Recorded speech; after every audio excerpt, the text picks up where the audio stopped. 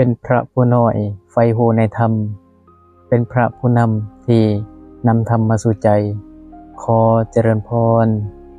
ออกตัวญาติโยมพุทธบริษัททั้งหลายมื้อนี้อาตมาภาพจะให้ธรรมะหรือว่าข้อคิดเกี่ยวกับการเข้าปริวาสของอาตมามื้อนี้ก็เป็นมื้อที่5ของการเข้าปริวาสที่ว่าสถานที่ก็สัปปายะดีสงบจิตสงบใจโดยเฉพาะก็คือการสงบใจนอกจากจะสงบกายแล้วเรายังต้องสงบใจใจเป็นสิ่งสำคัญเพราะว่าทุกสิ่งทุกอย่างที่เราคิดด้วยใจแล้วถ้าเราคิดดีการกระทำของเราก็จะดีไปนำถ้าเราคิดชั่วการกระทำหรือคำเว้าของเราก็ชั่วไปนำเพราะฉะนั้นอาตมาจึงอยากให้เราทั้งหลายรักษาจิตรักษาใจเจ้าของเอาไว้เพราะว่าจิตของมนุษย์พระพุทธเจ้าก็ได้อุปมาเปรียบเหมือนกับน้ำเปรียบเหมือนกับแม่น้ำสายหนึ่ง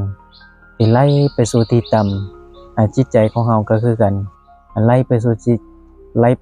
ที่ต่ำฉะนั้นอาตมาจึงอยากให้เฮาเบิ่งใจของเฮาคักๆเบิ่งคักๆว่าแต่ละมื้อเฮาคิดหยังแหน่เฮาคิดไปทางกุศลบ่หรือว่าคิดไปทางอกุศลถ้าเฮาคิดฝ่ายกุศลก็จะเป็นการดีถ้าเฮาคิดไปทางอกุศลก็จะเป็นกรรมชั่วกรรมทางใจฉะนั้นอาตมาจึงอยากบอกว่าการ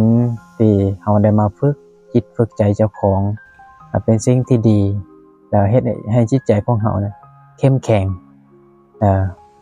พ้นผ่านอุปสรรคบ่ว่าจะกระทบทางอายตนะภายนอกหรือว่าอายตนะภายในก็สามารถสู้กับโลกธรรม8ได้